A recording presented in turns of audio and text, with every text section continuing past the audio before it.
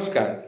আজকে আমার বিষয়, আমি অভদ্রতা চাই না, আমি ভালোবাসা চাই। আরও একটু পরিষ্কার করে বলি, আমি অভদ্রতা বেচে ভালোবাসা কিনতে চাই। কেন এই কথাটা বললাম সেটা শুনুন। এটা বলার একটা উদ্দেশ্য আছে। দেখুন, অদ্ভুত একটা কালচার নিয়ে আমরা এই দেশে বাস করছি। এই কালচারটার নাম হচ্ছে বকশিস। কোনো রেস্টুরেন্টে খেতে গেলে বিল 1000-1200 যাই হোক, 100 টাকা আমরা বকশিস দিয়ে আসি। অথবা সেলুনে ঢুকলে 100 টাকা চুল কাটা, 80 টাকা সেভ করা, মোট 180 টাকা, আর 20 টাকা বকশিস হিসাবে দিয়ে আসি। যত দামি রেস্টুরেন্টে খাবেন বকশিসের পরিমাণ তত বেশি। যত ওয়েল ডেকোরেটেড সেলুনে চুল কাটাবেন বকশিসের পরিমাণ তত বেশি। এখন প্রশ্ন হচ্ছে, আমরা কেন এই বকশিসটা দিই? যে মানুষটাকে খুশি করার জন্য এই বকশিস দেয়া হচ্ছে, সে আসলে এই বকশিস পেয়ে কতটা খুশি হয়? অথবা এই অতিরিক্ত টাকাটা তার কতটা দরকার, এটা আমাদের আগে জানা দরকার। ধরুন, একটা চাইনিজ রেস্টুরেন্টের ওয়েটারের জন্যে ওই 100 টাকার কী প্রয়োজন? এই যে বকশিস, কী প্রয়োজন? 20 টাকা বকশিস নিয়ে সেলুনের ওই লোকটারই বা কতটা উপকার হবে, এটা আমাদের বোঝা দরকার। অথচ যে মানুষগুলোর সত্যিকারের বকশিস দরকার, তাদের সাথে 5 টাকা 10 টাকা নিয়ে প্রতিদিনের আমরা দুর্ব্যবহার করেই থাকি, প্রতিদিনই করে থাকি। রেস্টুরেন্টে 100 টাকা দিয়ে খুশি না করে কোনোদিন একটা রিক্সাওয়ালাকে 100 টাকা বকশিস দিয়ে কি দেখেছেন সে কতটা খুশি হয়? একটা রিক্সাওয়ালাকে 100 টাকা একটা বকশিস দিয়ে দেখেছেন সে কতটা খুশি হয়? হতে পারে ওই 100 টাকা তার পুরো পরিবারের 3 বেলা খাবারের দাম।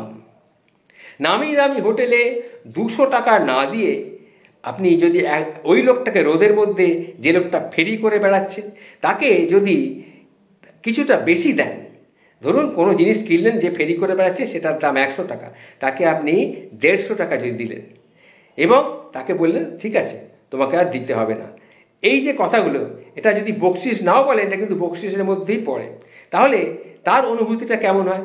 অথবা সেলুনে 20 টাকা না দিয়ে যে বাচ্চা মেয়েটা পার্কে ঘুরে ঘুরে 5 টাকা কি 10 টাকা করে ফুল বিক্রি করছে, ফুল বিক্রি করে জীবন চালাচ্ছে, তাকে যদি এই বকশিসটা মানে কিছু বেশি পয়সা দেন, তাহলে কীরকম হয়? সেটাই হচ্ছে আসল ব্যাপার। এই যে কোনো একটা বাচ্চা মেয়ে আপনি দেখলেন পার্কের মধ্যে ঘুরে ঘুরে সে 5 টাকা কি 10 টাকার ফুল বিক্রি করছে, তাকে একদিন 20 টাকা বকশিস দিয়ে দেখুন। 20 টাকায় ভালোবাসা কিন্তু কিনতে পারবেন আপনি, বিশ্বাস করুন। সেই মেয়েটিকে যদি 20 টাকা বেশি দেন, তার কাছ থেকে ভালোবাসা কিনতে পারবেন। দান করতে করতে অথবা উদারতা দেখাতে এক্সট্রা কিন্তু টাকা লাগে না, শুধু অভ্যাসটা একটু পরিবর্তন আনলেই হয়। এই ভদ্রপল্লীতে, তাই বলি, ভদ্রপল্লীতে ভদ্রতা না দেখিয়ে অভদ্রদের ভিড়ে একবার এসে যদি দাঁড়াতে পারেন, তাহলেই আমি যে কথাগুলি বুঝলাম এগুলো কিন্তু আপনি বুঝতে পারবেন।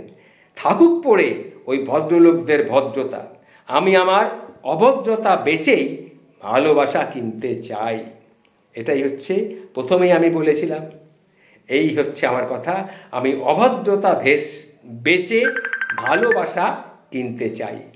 অদ্ভুত এই যে কালচারটার কথা বললাম, বকশিস, এটা একটা লেখা থেকে আমি পেয়েছিলাম। লেখকের নাম হচ্ছে বৈজয়ন্ত বিশ্বাস ভিক্টর। একটা অত্যন্ত ব্যতিক্রমী লেখা। সেই লেখাটি আমি পড়েছিলাম, তারপরে আমি আমার নিজের মতো করে সেটাকে আপনাদের সামনে তুলে ধরার চেষ্টা করলাম। নমস্কার, ভালো থাকবেন।